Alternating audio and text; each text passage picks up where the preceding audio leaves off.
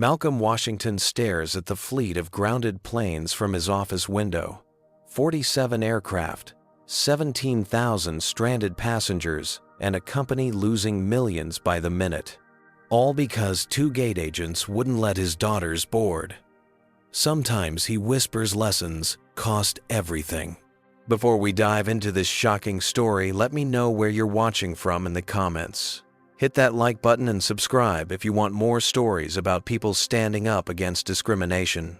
This family's flight was about to take off, but what happened next changed everything for an entire airline. The Washington family's day began like any other important business trip. Malcolm Washington, the brilliant 42-year-old CEO of Genesis Technologies, a Fortune 500 tech company known for innovative software solutions, was preparing for his investor meeting in New York. His meticulous attention to detail had earned him a reputation as one of the most successful Black executives in America. As he adjusted his tie in the mirror, he called out to his daughters, "Zoe, Jasmine, we need to leave in 20 minutes." His 16-year-old twin daughters were busy finalizing their own preparations. As top students at Westlake Preparatory Academy, they were beginning their college visits with Columbia University being their first stop. Jasmine, the more analytical of the twins, was carefully packing her presentation materials for the student research competition she'd been invited to participate in. "Dad, do you think I should bring the physical prototype or just the digital renderings?" Jasmine asked, holding up her environmental monitoring device that had won the state science fair. "Bring both. Columbia's engineering department will want to see the hardware," Malcolm replied, checking his watch. Across the hall, Zoe was having a minor fashion crisis. Unlike her sister's scientific precision, Zoe's strengths leaned toward humanities and social sciences. She held up 2 blazers, analyzing each with critical eyes. "I'm freaking out about these interviews," Zoe admitted, when her father appeared in her doorway. "What if they don't think I'm Columbia material?" Malcolm crossed the room and put his hands on his daughter's shoulders. "You're brilliant, articulate, and have a perfect academic record. Just be yourself." "You know it's not that simple for us," Zoe replied, her voice quieter. Malcolm nodded, understanding the unspoken weight behind her words. "I know. That's why your mother and I have always told you. We have to work twice as hard to get half as far," both twins recited in unison from different rooms, having heard this mantra their entire lives. Naomi Washington, Malcolm's wife and the twins' mother, entered the conversation as she fastened her gold earrings. At 40, the accomplished neurosurgeon at Mercy Hospital balanced her demanding career with family life with the same precision she applied to her operations. "It's not fair, but it's reality," Naomi said, her voice gentle but firm. "But remember what else we taught you. Never let anyone define your worth," Jasmine called from her room. "And always maintain your dignity, even when others lose theirs," Zoe finished. Malcolm's phone buzzed with a text from his assistant, Darren. "Your Skyline Airlines first-class tickets are confirmed. Car service arrives in 30 minutes. The family continued their morning routine, a dance they had perfected over years. As Malcolm helped load the luggage into Naomi's car, their neighbor, Frank Palmer, waved from across the street. His smile visibly tightened when Malcolm waved back. 5 years in this neighborhood and he still looks surprised to see us here, Malcolm muttered. Imagine his face when Jasmine won the science scholarship his son was counting on. Naomi replied with a small smile.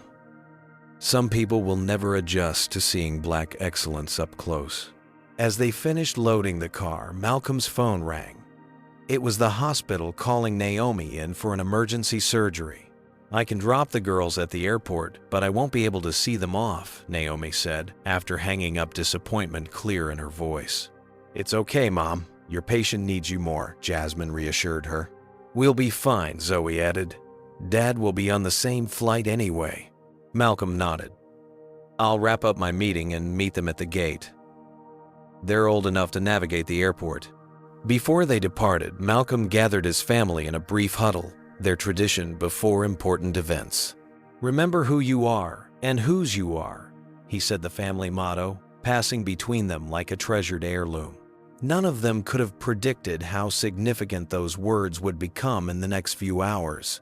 Chicago O'Hare International Airport bustled with the controlled chaos typical of a Friday afternoon.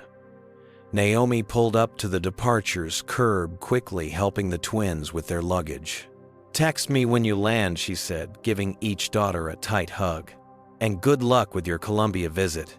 I'm so proud of you both." After one last embrace, Naomi reluctantly returned to her car, already mentally preparing for the emergency surgery awaiting her. Zoe and Jasmine entered the terminal, pulling their carry-on suitcases behind them. Even in the diverse crowd of travelers, they couldn't help noticing the subtle glances cast their way sideways. Looks double takes, and whispers behind hands. 3 o'clock. Woman in the blue pantsuit, Jasmine murmured to her sister, using their code for noticing someone watching them. "She's been staring since we walked in." Zoe sighed. "Maybe she's just admiring your fantastic shoes." "Right, because that's always it," Jasmine replied with a wry smile. As they navigated toward the Skyline check-in counters, an older black janitor pushing a cleaning cart did a double take as they passed. "Excuse me," he called, his face lighting up with recognition. "You're Malcolm Washington's daughters, aren't you? I recognized you from that Fortune magazine spread last month." The twins smiled, politely accustomed to their father's occasional recognition. "Your daddy's doing big things," the janitor continued proudly. "My grandson applied for that scholarship program his company started. Having someone like him in those boardrooms makes a difference for all of us." "Thank you, sir. We'll tell him you said so," Jasmine replied warmly. The janitor nodded and continued on his way, leaving the girls with genuine smiles as they approached the first-class check-in counter. The attendant, Patricia Coleman, according to her nameplate, looked up at them with an expression that quickly shifted from professional courtesy to thinly veiled suspicion. "Can I help you?" Patricia asked, her tone suggesting they might be at the wrong counter. "We're checking in for the 315 flight to New York," Zoe explained, sliding their IDs and boarding passes across the counter. Patricia examined their documentation, her eyebrows raising slightly. "First class, both of you?"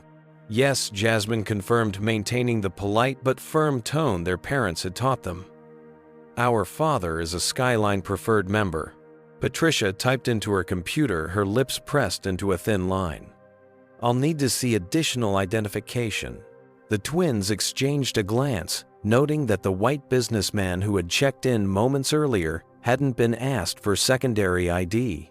"Is there a problem with our tickets?" Zoe asked calmly. "Just standard procedure for unaccompanied minors in premium cabins," Patricia replied, though her eyes didn't meet theirs. "We're 16, not 12. Jasmine pointed out, retrieving her student ID as additional proof. After several more minutes of verification, Patricia reluctantly tagged their luggage with first-class priority labels and directed them to security. "That was fun," Zoe muttered as they walked away. "Wonder what's waiting for us at the gate." Security proved to be another exercise in patience. While most passengers moved through the TSA checkpoint efficiently, Jasmine was pulled aside for a random search of her carry-on, which contained her science project materials. "What's this device?" the agent asked, suspiciously pointing to her environmental monitor. "It's a particulate matter sensor for my research project. I'm presenting it at Columbia University," Jasmine explained, maintaining her composure despite her rising frustration. After a supervisor was called to examine the harmless science equipment, they were finally allowed to proceed to their gate, where they found 2 agents preparing for boarding. The male agent, whose nameplate read Brett Holloway, was a stern-faced man in his 50s with thinning hair and permanently furrowed brows. His colleague, Veronica Winters, appeared to be in her 30s and occasionally glanced at Brett with what seemed like unease. As the twins took seats near the gate, they observed the agent's interactions with various passengers. Brett seemed to select certain travelers for additional questioning about carry-on sizes or boarding passes, a pattern that didn't escape Jasmine's notice. Third, Random check of a passenger of color, she whispered to Zoe, after Brett directed a middle-aged Asian woman to verify her carry-on dimensions in the sizing box, while white passengers with similarly sized bags boarded without comment. The twins overheard Brett murmuring to Veronica as he shuffled through boarding passes. These people always try to bring everything but the kitchen sink on board. Veronica's uncomfortable smile and quick change of subject suggested she recognized the inappropriate nature of his comment, but wasn't willing to challenge him. When first-class boarding was announced, the twins gathered their belongings and approached the gate, boarding passes and IDs ready. Their father had texted that he was already on board, having arrived from his earlier meeting. As they stepped toward the gate, Brett Holloway's gaze fell upon them, his expression hardening in a way that made both girls instinctively brace themselves. What they didn't realize was that this moment, this seemingly routine interaction at Gate B-17, was about to change the trajectory of numerous lives and an entire corporation.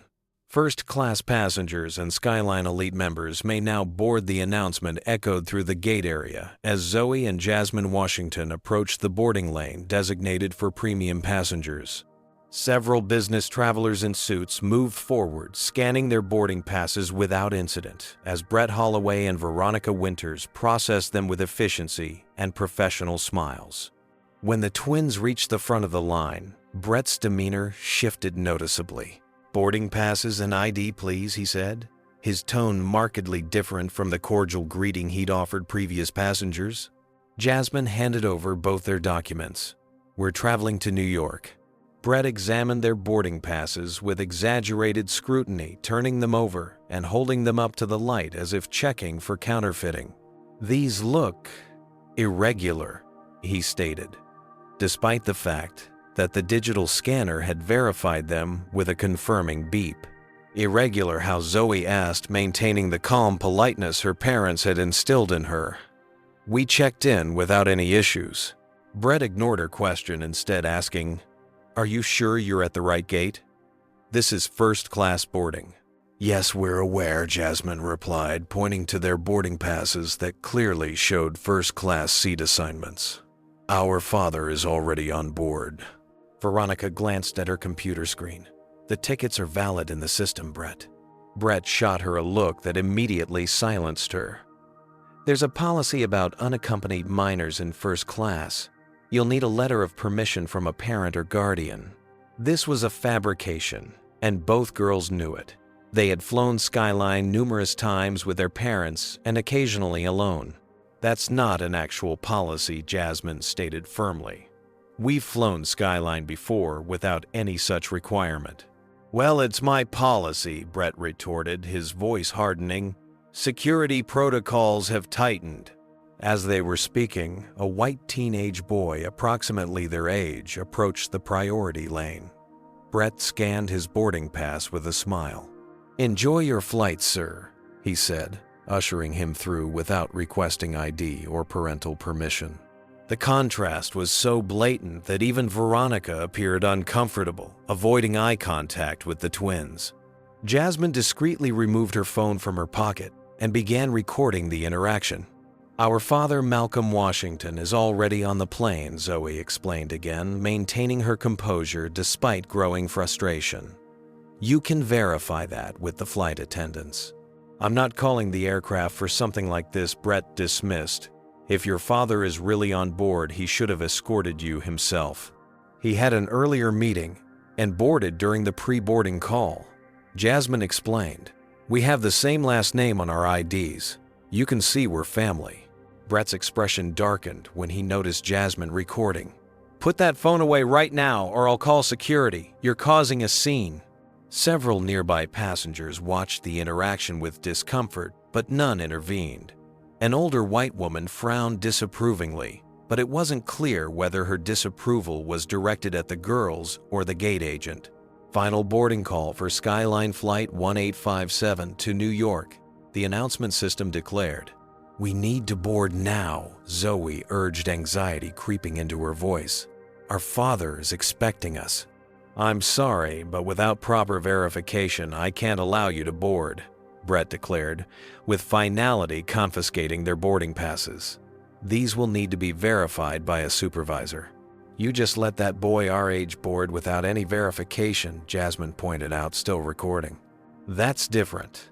Brett snapped, then, realizing his mistake, added, "His situation was already verified."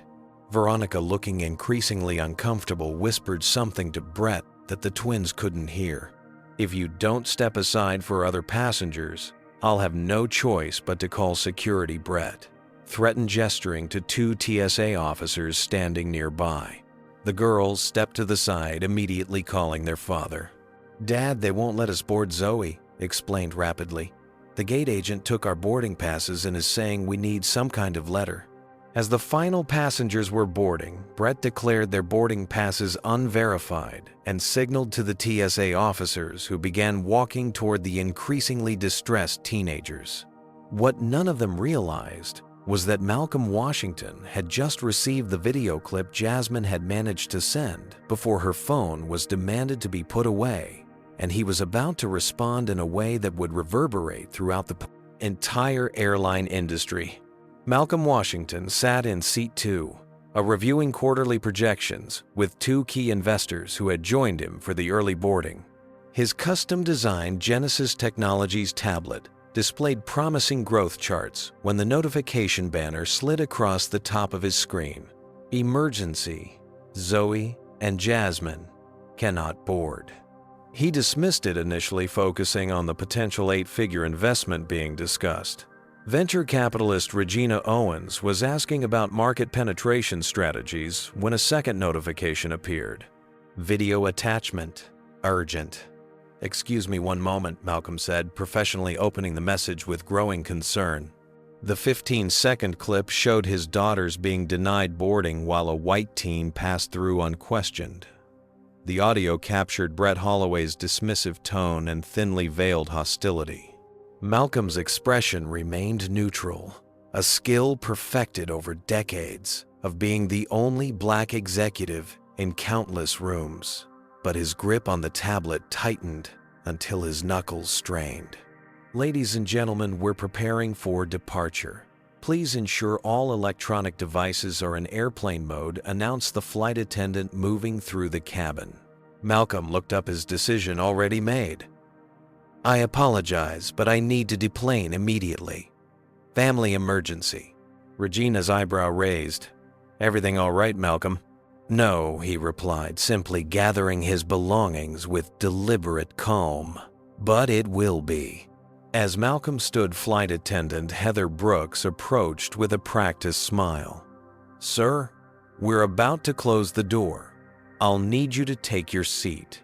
"My daughters are being prevented from boarding," Malcolm explained, his voice controlled but firm. "I need to deplane now." "I understand your concern, sir. But once the door closes..." "My daughters are 16 years old and being harassed by your gate agent," Malcolm interrupted, abandoning his usual diplomatic approach. "Either open the door or I'll activate the emergency protocols as a major shareholder of your parent company." The mention of his shareholder status changed Heather's expression instantly. She stepped aside, radioing the captain about the situation. As Malcolm moved toward the exit, the internal battle raged within him. For 20 years, he'd navigated corporate America by following the unwritten rules for black success: work harder, speak softer, never show anger, pick your battles carefully. He'd built his reputation on being reasonable and measured. But watching his daughters, honor students with bright futures, being treated like suspicious characters triggered something primal and unstoppable. The carefully constructed professional persona began cracking under the weight of parental instinct. The jetway door reopened, and Malcolm strode toward the gate with purpose, his 6'2" frame moving with controlled urgency. Through the terminal windows, he could see his daughters surrounded by security personnel, while Brett gesticulated with exaggerated authority. Is this really happening in 2025? Malcolm thought as he approached the confrontation, hearing Brett's condescending tone before seeing his face. "Young ladies without proper verification? "You're creating a security issue," Brett was saying as Malcolm approached. "The only security issue here is your blatant discrimination," Malcolm stated, his deep voice cutting through the tension. Brett turned, irritation flashing across his face at the interruption. "Sir, this is an official airport matter. Please step back." The security officers looked uncertainly between Brett and the imposing new arrival. "Dad, both girls," exclaimed with visible relief. Brett's expression flickered with confusion, then dismissal. "You're claiming to be their father. I'll need to see identification and proof of relationship." Malcolm fixed Brett with an unwavering stare. "My name is Malcolm Washington. My daughters and I have valid first-class tickets on this flight, which you've chosen to deny them, for reasons you and I both know have nothing to do with security." Brett's demeanor shifted slightly, but he doubled down. "I'm simply following protocol for unaccompanied minors." "A protocol you selectively enforce," Malcolm replied, nodding toward Jasmine's phone, which still showed the white teenager boarding unchallenged. "Different circumstances," Brett stammered, increasingly uncomfortable. "Identical circumstances, different treatment," Malcolm countered, then addressed the security officers. "I'd like your names and badge numbers, as I'll be filing a formal complaint regarding this incident." Brett's confidence wavered as he began realizing he might have made a mistake. "There's no need to escalate this. If you're their father, we can resolve this." "It's already escalated," Malcolm replied. "I want to speak with your supervisor immediately." "I am the supervisor on duty," Brett claimed, his chest puffing slightly. "Then, I need your manager," Malcolm insisted, pulling out his phone and opening the Skyline Airlines executive contact list that most passengers wouldn't have access to. Brett's eyes widened as he glimpsed the internal company directory. "Are you Malcolm Washington, CEO of Genesis Technologies and board member of Transcendent Holdings, which owns 22% of your parent company?" Malcolm confirmed, his voice steady. "Now, who is the highest-ranking Skyline official currently in this airport?" Veronica, who had been watching the exchange with growing alarm, picked up a phone. "I'll call Airport Manager Pierce right away." Brett's face drained of color as the implications sank in. "Mr. Washington, there seems to have been a misunderstanding. Your daughters can board immediately." "That opportunity passed when you threatened them with security," Malcolm replied. "We'll wait for your manager." Within minutes, Airport Manager Franklin Pierce arrived, immediately recognizing Malcolm from industry events. "Mr. Washington," Franklin greeted with professional concern. "I was informed of a boarding issue." Malcolm explained the situation succinctly, while Brett attempted to interject with increasingly desperate explanations about standard procedures and security protocols. Franklin turned to Brett with barely concealed anger. "We'll discuss your interpretation of company policy later." To the Washington family, he said, "Please accept my deepest apologies. We can have you on the next flight to New York in 30 minutes, all upgraded to our premium cabin." Jasmine and Zoe looked to their father, uncertain whether the ordeal was truly over.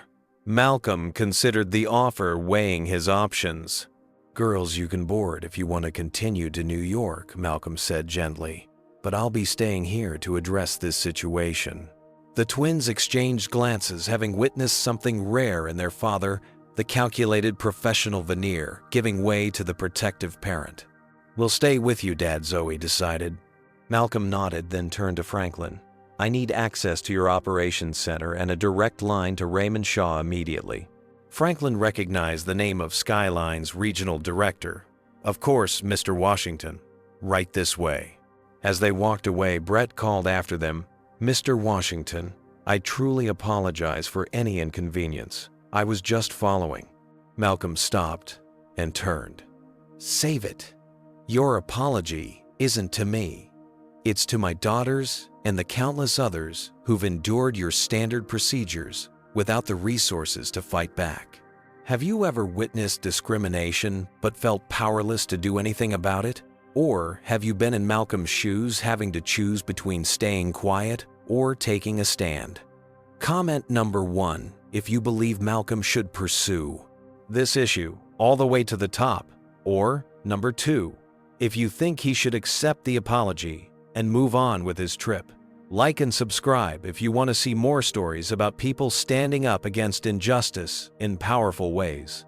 Do you think Malcolm is about to make a career-ending move, or is he about to change an entire company's culture? Let's find out what happens next.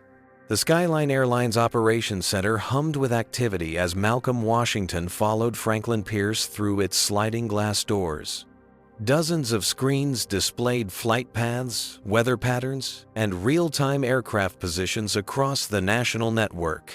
Under normal circumstances, Malcolm might have appreciated the technological marvel before him, a command center orchestrating hundreds of simultaneous journeys across the skies. But these were not normal circumstances. Mr. Shaw will be here momentarily, Franklin assured, directing Malcolm and his daughters to a private conference room adjacent to the main floor. Jasmine was still documenting everything on her phone, her analytical mind processing the situation like the scientist she aspired to be. Zoe, meanwhile, observed the human elements, the curious glances from operations staff, the whispered conversations, the way Franklin's professional demeanor barely concealed his anxiety. "Dad," Zoe whispered, "what exactly are you planning to do?" Before Malcolm could answer, Raymond Shaw entered the room. The Skyline Regional Director was a polished executive in his late 50s with silver hair and the practiced smile of someone accustomed to damage control. Malcolm Washington Raymond greeted with forced warmth, extending his hand. "I understand there was an unfortunate misunderstanding at the gate. I assure you Skyline takes customer service very seriously, especially for our premium passengers." Malcolm didn't take the offered hand. "This wasn't a misunderstanding, Raymond. It was discrimination, plain and simple." Raymond's smile faltered. "That's a serious accusation. I'm sure there was no intentional." "Let me stop you right there," Malcolm interrupted. "I'm not interested in the prepared corporate response. What happened to my daughters wasn't an isolated incident." Malcolm set his tablet on the conference table and pulled up a folder labeled Skyline Incidents. He turned the screen toward Raymond. "In the 20 minutes since this occurred, my team has compiled 17 similar complaints filed against your airline in the past year alone. 6 specifically mention Brett Holloway by name. All involve passengers of color being subjected to additional verification that white passengers mysteriously don't require."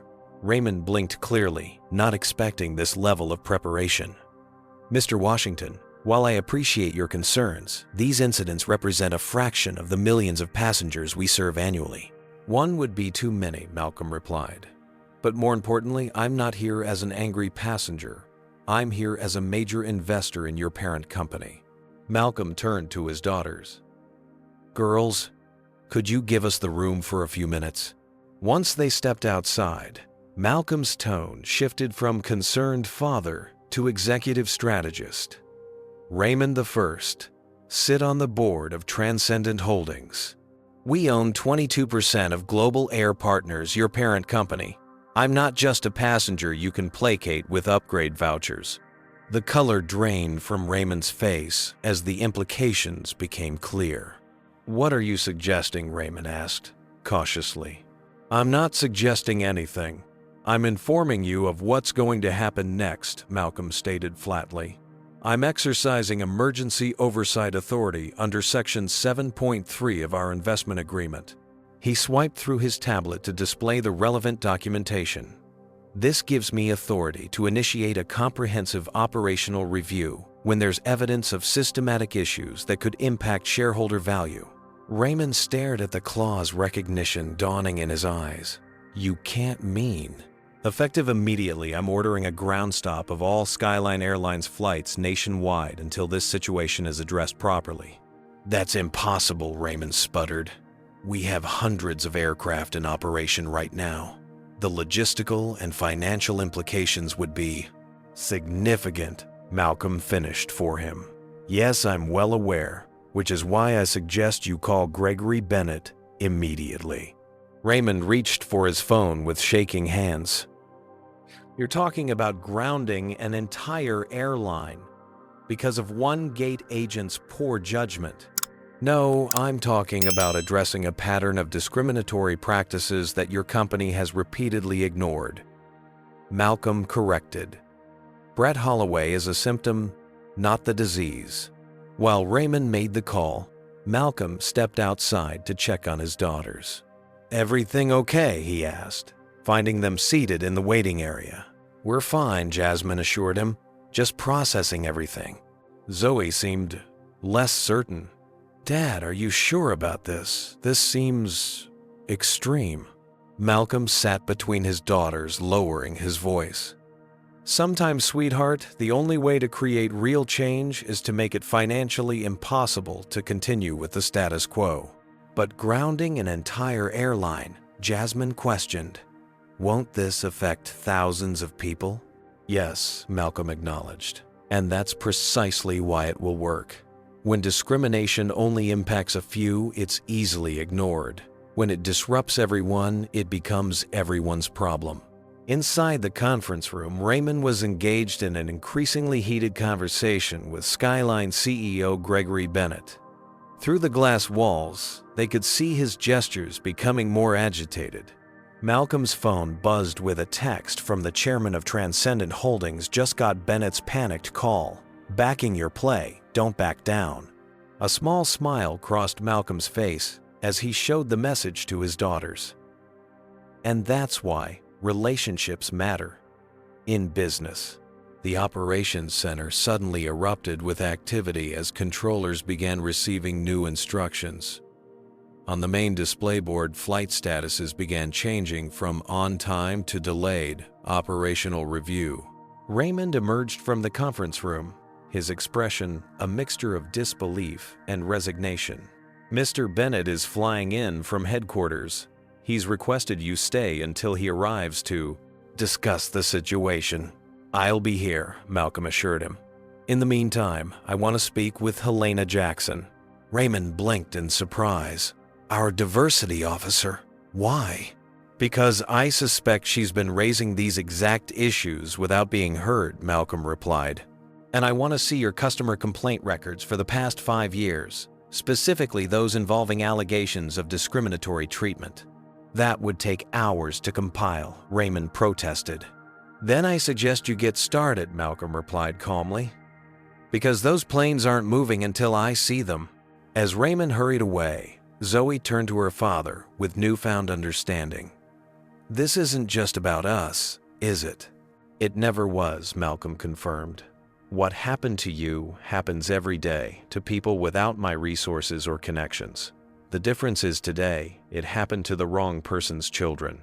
On the operations screens, aircraft icons had stopped moving across their digital maps. Throughout terminals across the country, thousands of passengers were about to discover their flights weren't going anywhere. In airport lounges, pilots and flight attendants would soon be checking their phones, confused by the unprecedented nationwide ground stop of a major airline. Malcolm's assistant, Grace, arrived 30 minutes later, accompanied by 2 attorneys from their legal team. She handed Malcolm a tablet with real-time social media monitoring. "It's starting to trend," she informed him. "Jasmine's video is gaining traction, though Skyline's PR team is trying to control the narrative." As they watched, Helena Jackson arrived clutching a thick binder of documents. The African-American woman in her early 40s had the weary expression of someone who had fought the same battles too many times. "Mr. Washington," she greeted with visible emotion. "I've been documenting these incidents for 3 years. Nobody would listen." "They're listening now," Malcolm assured her, gesturing to a seat at the conference table. "Tell me everything." As Helena began sharing her meticulously documented cases of discrimination throughout Skyline's operation, Malcolm's phone continuously buzzed with notifications. Skyline stock was dropping in after-hours trading. News outlets were speculating about the mysterious operational review. 17,000 passengers across the country were wondering why their flights weren't departing. In the center of the growing storm, Malcolm Washington remained perfectly calm. He had spent his entire career working within systems that weren't designed for people who looked like him. Now, for once, he had the leverage to demand real change, not through persuasion or compromise, but through the only language corporate America truly understood: the bottom line. Dad, Jasmine asked quietly during a brief break, "What exactly are you hoping to accomplish here?" Malcolm looked at his daughter, the future engineer, who approached problems with logical precision. Simple. I'm creating a situation where doing the right thing becomes more profitable than continuing to do the wrong thing. Outside, the operations center windows a line of stationary aircraft stretched across the tarmac. Their stillness, a physical manifestation of Malcolm's resolve. The lessons that would unfold from this moment would indeed cost everything, but not for the Washington family. 6 hours into the unprecedented ground stop, O'Hare International Airport had transformed into a landscape of controlled chaos. The departures board displayed a sea of red D-Line notifications beside every Skyline flight. The terminal concourses teemed with stranded passengers, their confusion evolving into frustration and, in some cases, outright anger. Inside the Skyline Operations Center, the crisis had expanded exponentially. The main situation room now included not only Malcolm Washington and his daughters, but also a growing assembly of corporate executives, legal representatives, and crisis management specialists flown in from across the country. On the central display screens, news channels ran continuous coverage of the mysterious airline shutdown. CNN's headline banner read, "Skyline Airlines grounds entire fleet, cause unknown." MSNBC focused on the economic impact. Skyline's stock plummets, 17% AMID operational shutdown. Fox Business took a different angle. Thousands stranded in Skyline's operational review. Corporate sabotage. Gregory Bennett, Skyline's CEO, had arrived an hour earlier, his typically polished appearance showing signs of strain after his emergency flight from New York. The 60-year-old executive paced near the window, periodically checking his phone as the company's market value continued to evaporate. $623 million, he announced, to no one in particular reading from his screen. That's how much shareholder value has been lost since this began. Malcolm, reviewing documents with Helena Jackson and his legal team, looked up calmly. "And how much have you lost by ignoring the discrimination happening under your watch?" Bennett's jaw tightened. "Malcolm, I understand you're upset about what happened to your daughters. It was inexcusable, and those responsible will be held accountable.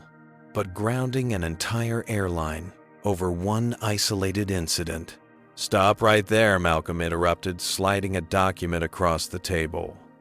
"Helena has documented 178 similar incidents in the past 3 years alone. 42 involved the same gate agent who targeted my daughters. Your company received formal complaints in every case." "And what happened?" Malcolm continued, not waiting for a response. "Nothing. No disciplinary action. No policy changes. Just form letters about taking your concerns seriously while burying the evidence." Helena, the diversity officer whose career had been defined by having her warnings ignored, spoke up with newfound confidence. "I've presented these patterns in every quarterly executive meeting for the past 3 years. Each time I was told it wasn't a priority issue or that addressing it would be too resource-intensive." Bennett had the decency to look uncomfortable. "Helena, we've implemented several diversity initiatives during your tenure." Window dressing, she cut in, surprising even herself with her boldness. "Online training modules that nobody completes, and diversity posters in the break room don't address systematic discrimination in daily operations." Jasmine, who had been analyzing the data on her tablet, raised her hand tentatively. When Malcolm nodded, she addressed the room with the composure of someone twice her age. "I've been reviewing the customer satisfaction data Miss Jackson provided," she said, projecting a chart onto the main screen. "When controlling for all other variables, passengers of color consistently report negative experiences at a rate 340% higher than white passengers. The statistical significance is undeniable. Several executives shifted uncomfortably in their seats. Bennett looked at the teenage girl with a mixture of surprise and discomfort. "And who might you be?" he asked, his tone somewhere between condescending and confused. "Jasmine Washington, mathematician and future engineer," she replied, without hesitation. "The data speaks for itself." Before Bennett could respond, the doors opened, and William Foster, chairman of Skyline's board, entered the room. The 72-year-old industry veteran commanded immediate attention despite his diminutive stature. His expression was grave as he surveyed the assembled crisis team. "Gregory," a word he said quietly, gesturing to a private corner.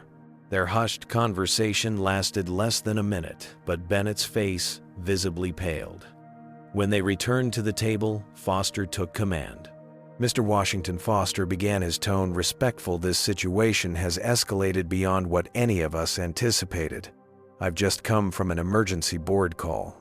We're prepared to discuss your terms for lifting the ground stop." Malcolm glanced at his daughters, then at Helena, whose years of ignored warnings had led to this moment. "My terms aren't complicated," Malcolm stated. 1. A complete overhaul of your customer service training and protocols with specific attention to eliminating bias.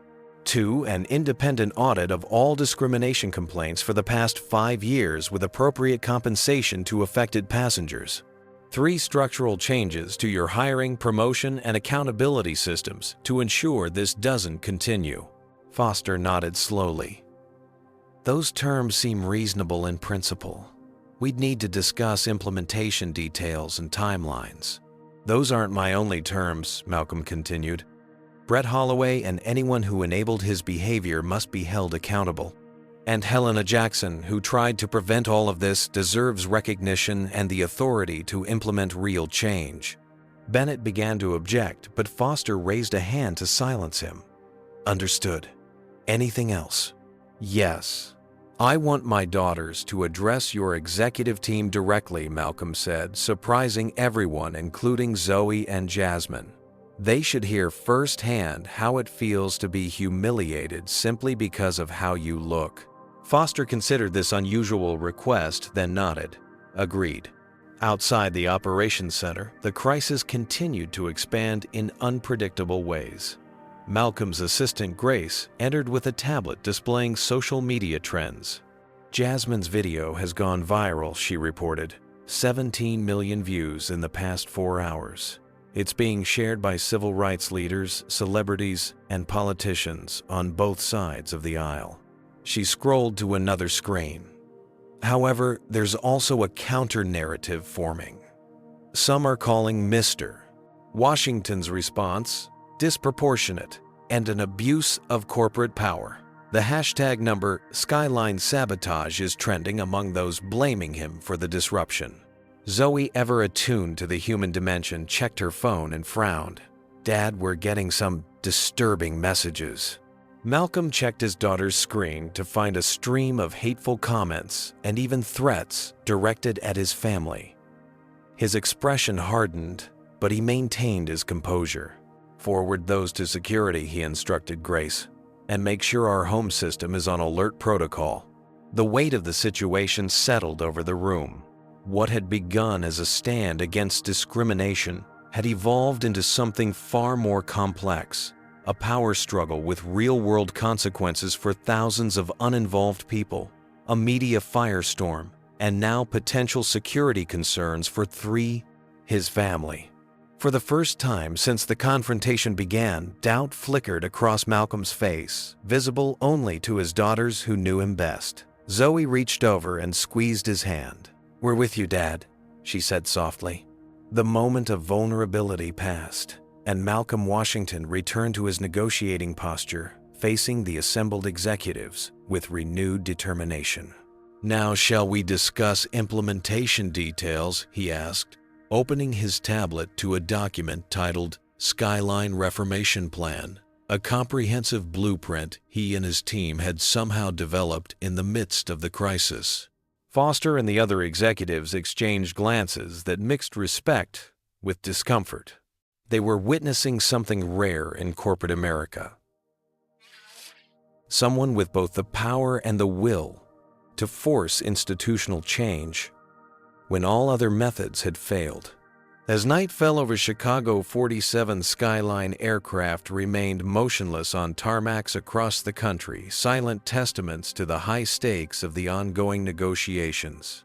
For the 17,000 stranded passengers, it was an inconvenience. For the airline industry, it was unprecedented. But for Malcolm Washington and his daughters, it was simply necessary, a lesson that would reshape an entire corporate culture, provided they could withstand the growing pressure bearing down upon them.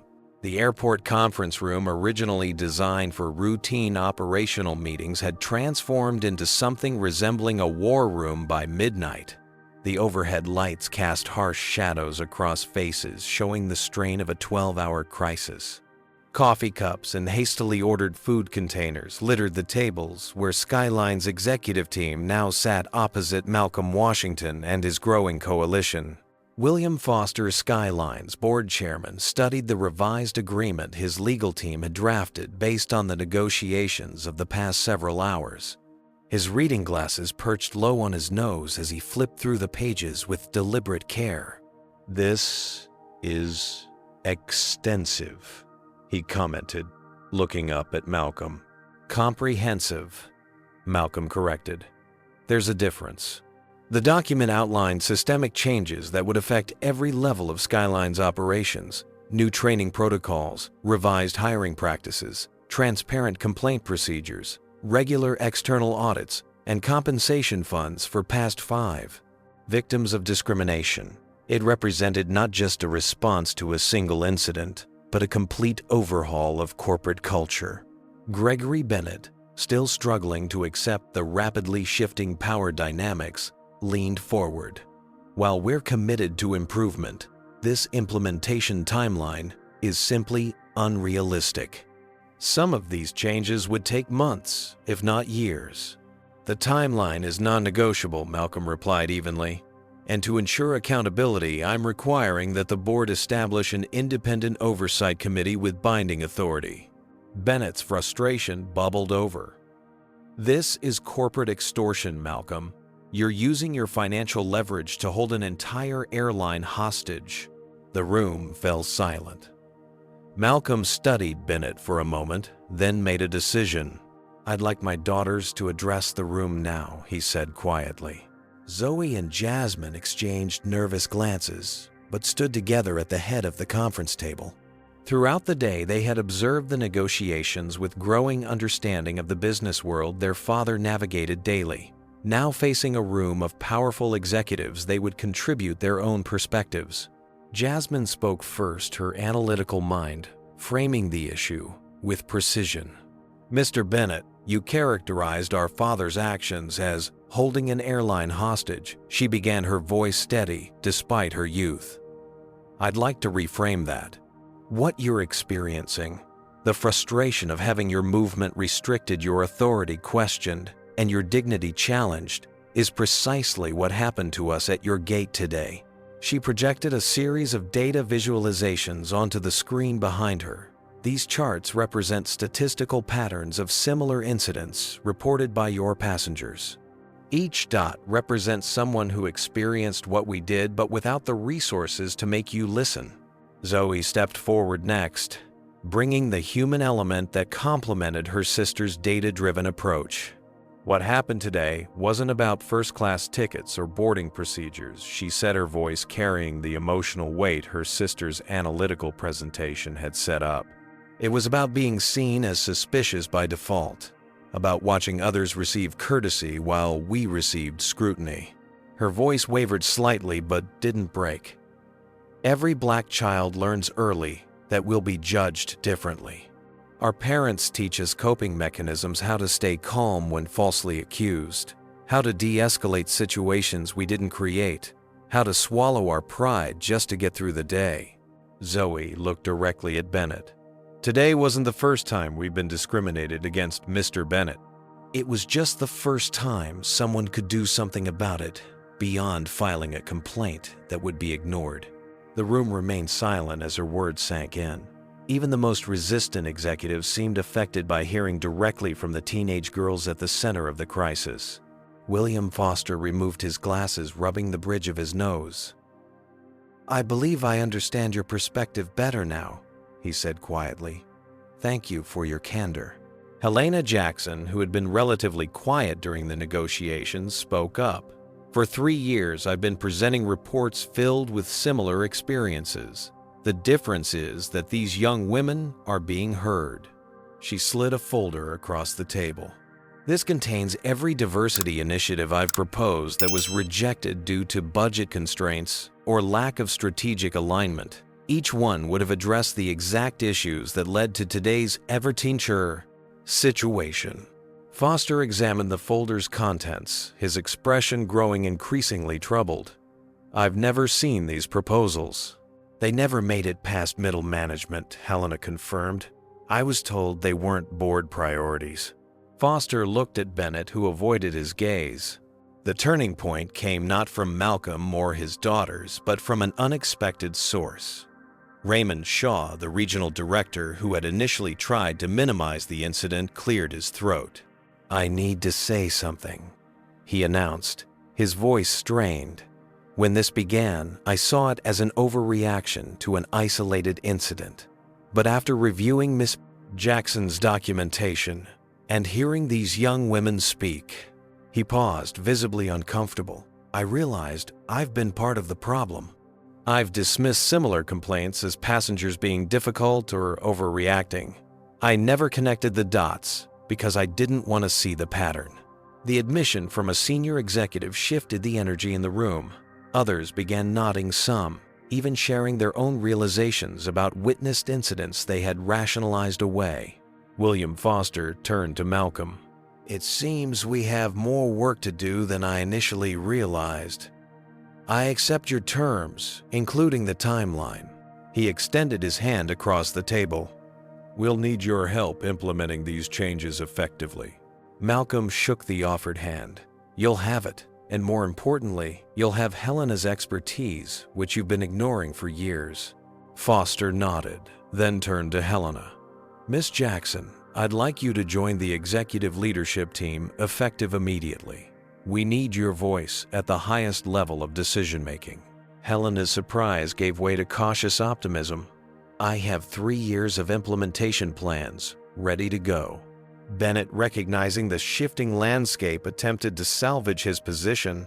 "We should prepare a joint statement about our collaboration on these new initiatives." "This isn't about positive PR," Malcolm replied firmly. "It's about structural change. The statement needs to acknowledge the problem honestly before outlining the solutions." Foster overruled Bennett's objection with a nod. "Agreed. Transparency will be essential to rebuilding trust." As the meeting continued into the early morning hours, the framework for resolving the crisis took shape.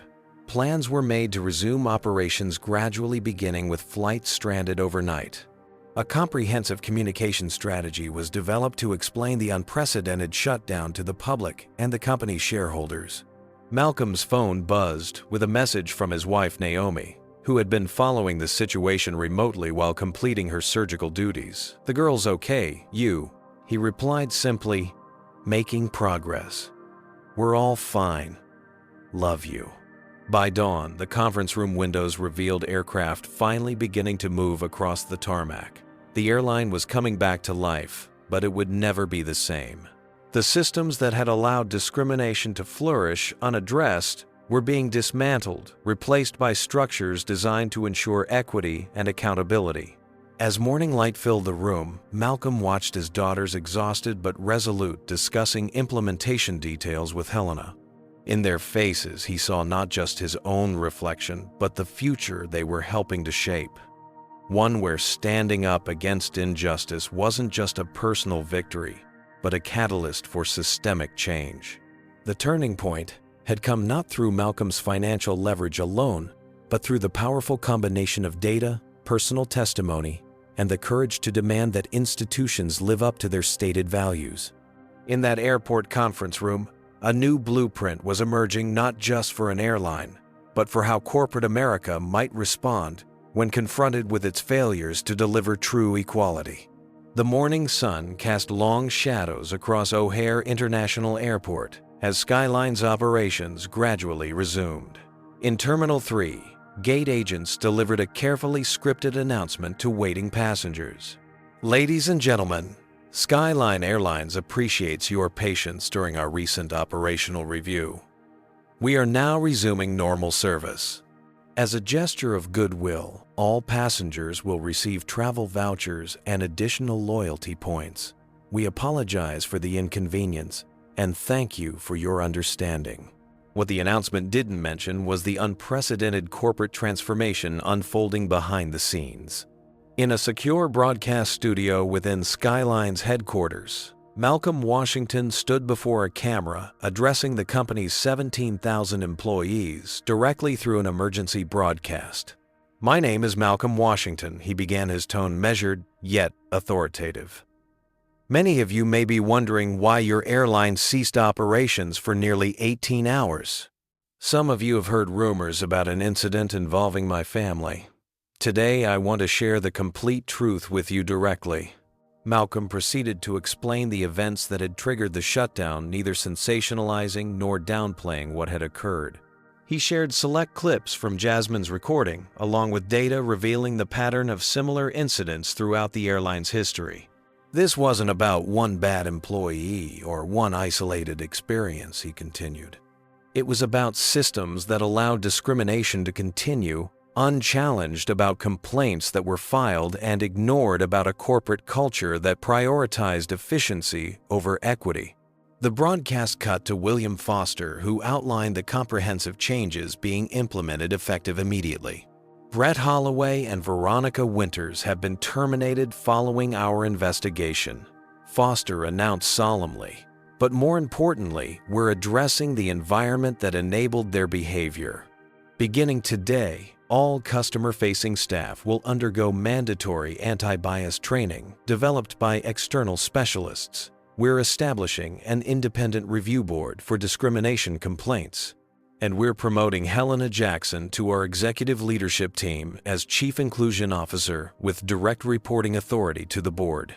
As the broadcast continued detailing additional structural changes, the first Skyline flights began taking off across the country. The airline was coming back online, but not without significant turbulence in public perception. In the executive suite, temporarily allocated to Malcolm and his team, his assistant Grace provided a social media update. "It's intensely polarized," she reported, displaying a dashboard of trending topics. Hashtags like #Skyline Accountability and #Corporate Responsibility are gaining traction among civil rights advocates and business ethics groups. She scrolled to another screen. "But there's significant backlash too. #Boycott Washington and #Entitled Executive are trending among people blaming you for the disruption. Some passengers are filing class action lawsuits over missed connections and events." Malcolm nodded, having anticipated the divided reaction. "What's the business community saying?" Grace pulled up industry publications and financial news. "Mixed. Some are calling it an overreaction and dangerous precedent. Others are praising it as long overdue accountability. Your company stock is down 7%, but interestingly, Skyline's parent company is only down 3%. Analysts suggest the market sees the reforms as potentially positive for long-term value." Zoe, who had been monitoring her phone, looked up with concern. "Dad, we're getting some disturbing messages." Malcolm reviewed the screen his daughter held out, his expression darkening as he scrolled through a stream of racist comments, threats, and doxing attempts targeting his family. "Forward these to our security team," he instructed calmly, though the tension in his jaw revealed his underlying anger. "Have them coordinate with local police for additional patrols near our home." The door opened, and Naomi Washington entered, still wearing surgical scrubs from her overnight emergency operation. She embraced her daughters tightly before turning to her husband. "I saw the broadcast," she said, her voice a mixture of pride and concern. Are you all right?" "We're managing, Malcolm," replied the simple phrase, carrying the weight of their shared understanding of what it meant to take a stand. Naomi scrolled through her own phone. "The medical community is buzzing about this. Half my colleagues think you're a hero for using your position to force accountability. The other half think you abused your power and inconvenienced thousands of innocent people." "What do you think?" Malcolm asked quietly. Naomi considered the question carefully. "I think sometimes the medicine that heals is initially painful. As a surgeon, I know that better than most." Their conversation was interrupted by news that Gregory Bennett was holding an unauthorized press conference, attempting to reshape the narrative. On the nearby monitor, Bennett faced a crowd of reporters. While Skyline acknowledges that the incident involving the Washington family was regrettable, the response was disproportionate and has caused unnecessary hardship for thousands of travelers, Bennett stated clearly, attempting to distance himself from the agreed-upon messaging strategy. Malcolm watched silently, making notes rather than reacting emotionally. This suggests a concerning trend of corporate executives using personal leverage to force policy changes that should be developed through proper channels and stakeholder input. Bennett continued building his counter-narrative. The press conference was abruptly cut short when William Foster stepped into frame, whispered something to Bennett, and then took over the microphone. "Skyline Airlines apologizes for the unauthorized comments just made," Foster stated firmly. "They do not reflect our official position or the agreements reached with the Washington family. Mr. Bennett has been placed on administrative leave, pending board review." Grace whistled low. "That's a power move." Malcolm nodded. Foster understands what Bennett doesn't. This isn't going away with spin, real change or nothing. Throughout the day, the implementation process continued, alongside the public controversy. Helena Jackson, now elevated to the executive team, worked with Malcolm to establish immediate changes in gate protocols. Training specialists were flown in to conduct emergency sessions with customer-facing staff. An independent review board began examining past discrimination complaints. By early afternoon, Malcolm's private jet was prepared to take his family to New York, where the girls' Columbia University visit awaited. And Malcolm had rescheduled his investor meetings. As they prepared to depart, an administrative assistant arrived with an envelope. "Mr. Washington, this was just delivered by courier." Inside was a legal notice. Brett Holloway was filing a wrongful termination lawsuit, claiming he had been scapegoated for following company protocols and subjected to reverse discrimination. Malcolm handed the notice to his legal team without comment. The battle was far from over, but the war for institutional change had definitively begun. On the tarmac, representatives from Columbia University waited to escort them from the private aviation terminal, a courtesy arranged after the university president had personally called to express support following news coverage of the incident. Inside the jet, as they prepared for takeoff, Jasmine turned to her father. "Do you regret it, taking such a public stand?" Malcolm looked out the window at the Skyline aircraft, now moving across the runways, each one representing the system he had forced to pause and reconsider. "No," he said finally, "but I'm not naive about the cost. My board is divided on whether my actions were appropriate. Some investors are threatening to pull out, and our family will face scrutiny and threats for the foreseeable future." "Then why do it?" Zoe asked, though her expression suggested she already understood. "Because someday," Malcolm replied, "when you both hold positions of influence, I want you to remember that power unexercised in the face of injustice is power wasted. And sometimes, the most important changes happen only when someone with leverage refuses to accept the unacceptable." As their jet took off, Malcolm received a message from William Foster Board unanimously approved all reforms. "Helena, presenting implementation timeline tomorrow. Thank you for forcing us to be better." Alongside this message was a news alert. Skyline had announced the creation of an industry-leading anti-discrimination initiative already being dubbed the Washington Protocols by industry analysts. Malcolm showed the message to his family, a small smile finally breaking through his serious demeanor. That, he said quietly, is how change begins. 3 weeks after the Skyline incident, Malcolm Washington sat before the Transportation Committee of the United States Congress, adjusting his microphone as cameras flashed throughout the chamber. The hearing, titled Discrimination in Transportation: Systemic Issues and Potential Solutions, had been called in response to the national conversation sparked by the Skyline shutdown. Mr. Washington began. Congresswoman Eleanor Richardson, the committee chairwoman, could you explain to the committee why you felt it necessary to ground an entire airline fleet rather than pursuing more conventional channels for addressing your concerns? Malcolm leaned into the microphone, his composed demeanor contrasting with the gravity of his words. Conventional channels had already failed, Congresswoman. Not just for my family, but for hundreds of others who filed complaints that were systematically ignored. What made our situation unique wasn't the discrimination itself. It was that I had the leverage to demand accountability. He gestured to a thick binder of documents. I've provided this committee with 3 years of documented discrimination complaints filed with Skyline Airlines before our incident. Out of 217 formal complaints, only 4 resulted in any action. The conventional channels were broken by design.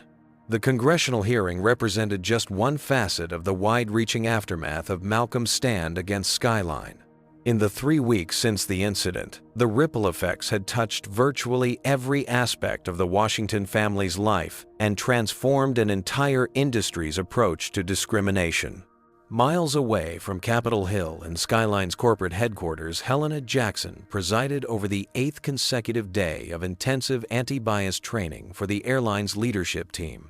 The previously ignored diversity officer now commanded the respect of executives who had once dismissed her recommendations. The Washington Protocols aren't just about avoiding lawsuits, she explained to the assembled directors and managers. They're about fundamentally changing how we see our passengers and our responsibility to them.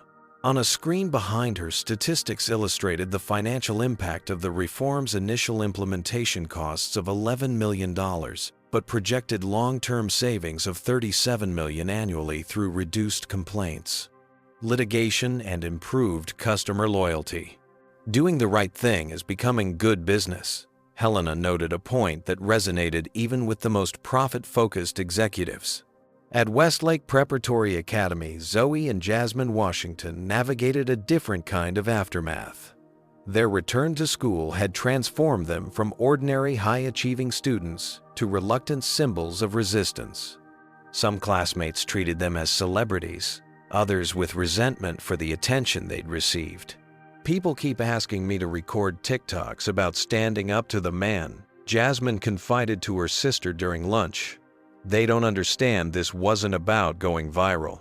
Zoe nodded, picking at her salad. Mrs. Hoffman asked me to speak at assembly about our empowering experience, as if being discriminated against was some kind of character-building exercise. At least most people have been supportive, Jasmine acknowledged. Remember what Dad said about the hate mail being from the loud minority. Their conversation was interrupted by the arrival of their friend Danielle, who slid a large envelope across the table. This came to the office for you. Special delivery. The twins exchanged curious glances before opening the envelope to reveal 2 formal letters bearing Columbia University's insignia. They read in stunned silence, then looked up at each other with identical expressions of disbelief. We both got early acceptance, Zoe whispered. Full scholarship. Is it because of what happened? Jasmine wondered aloud, conflicted, about the possibility their admission might be connected to their sudden notoriety. Before they could discuss further, their phones buzzed simultaneously with messages from their father. Proud of you both. You earned this long before Skyline. We'll celebrate tonight. Across town at Genesis Technologies headquarters, Malcolm faced his own professional consequences. The company's board of directors remained divided on his actions, with some directors arguing he had exposed the company to unnecessary risk and negative publicity.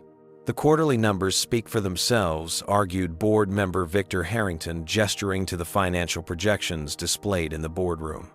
Our stock is down 12% since the incident. Some major clients are concerned about your judgment, Malcolm. Some clients, Malcolm corrected. Others have increased their business with us specifically because they respect our ethical stand. The McKinsey Foundation doubled their technology infrastructure contract last week.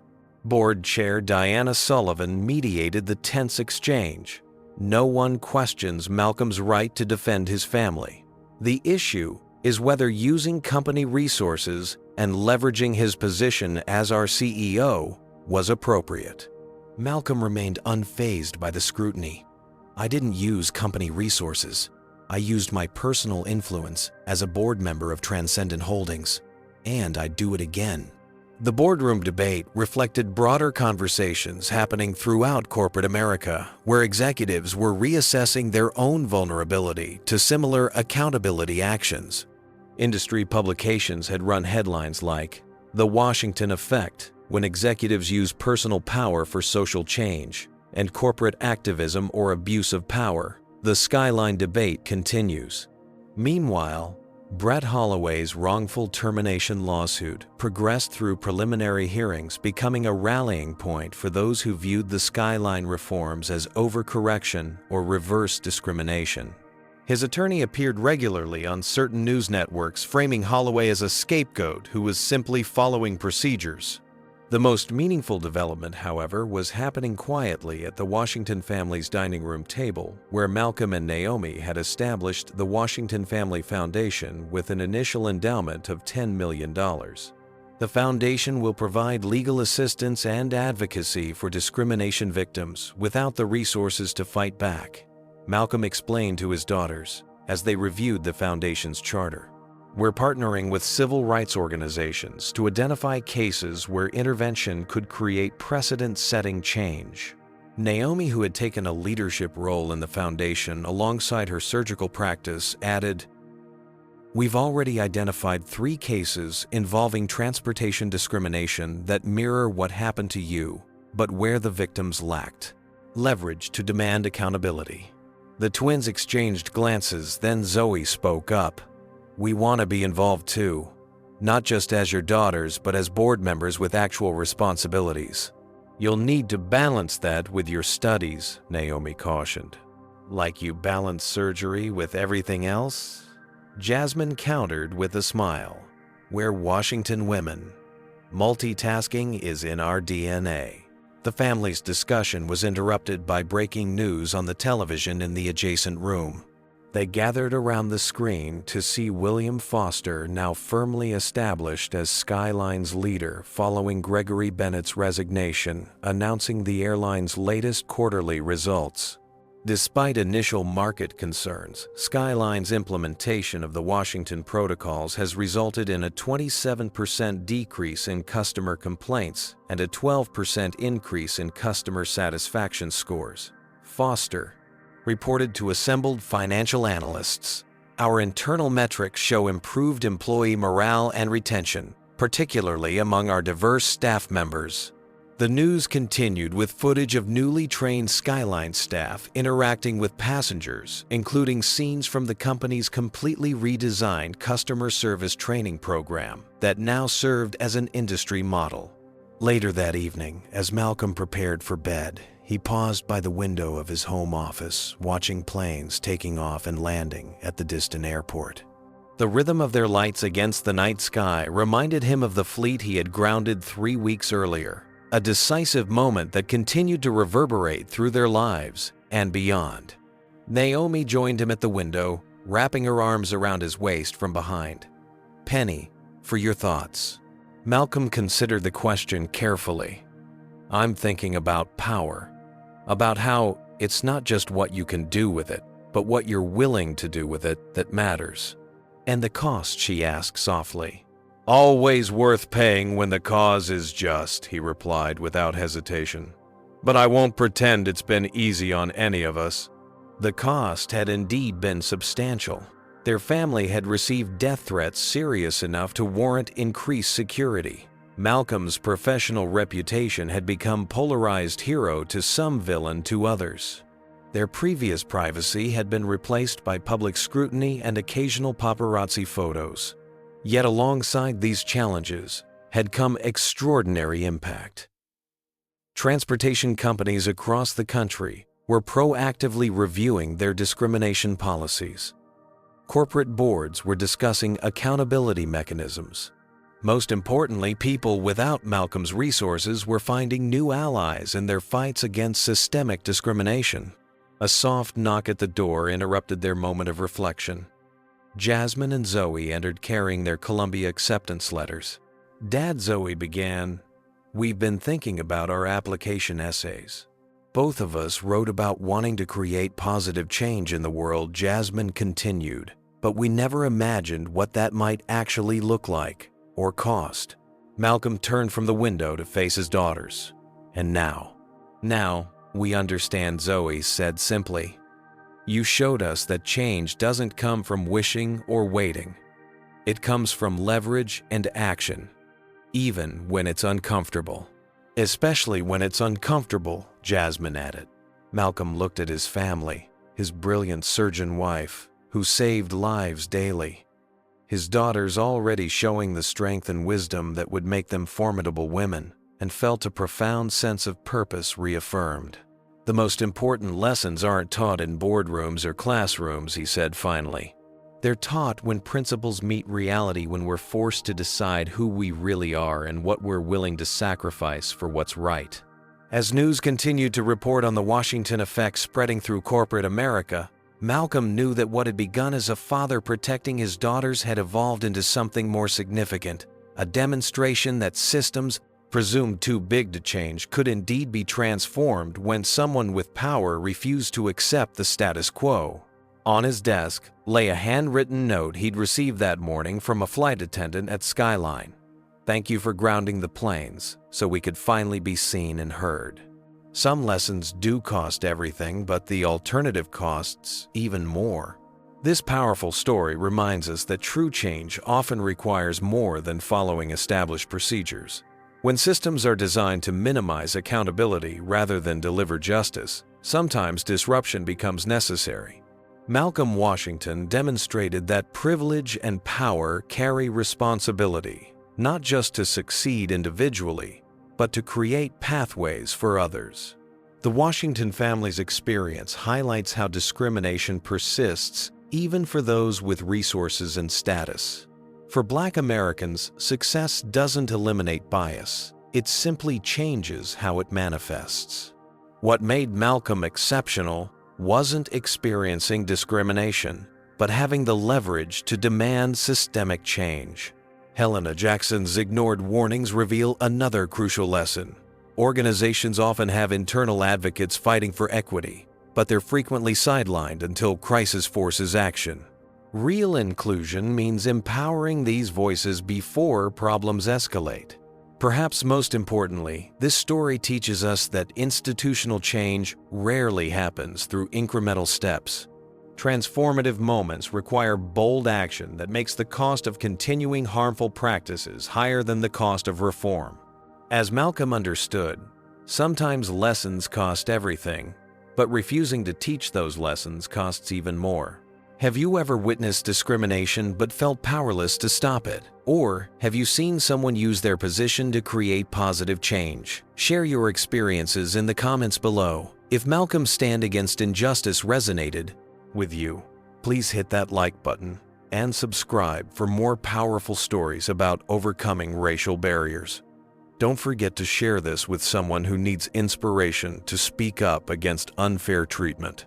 Thank you for watching, and remember, your voice matters in creating a more equitable world for everyone.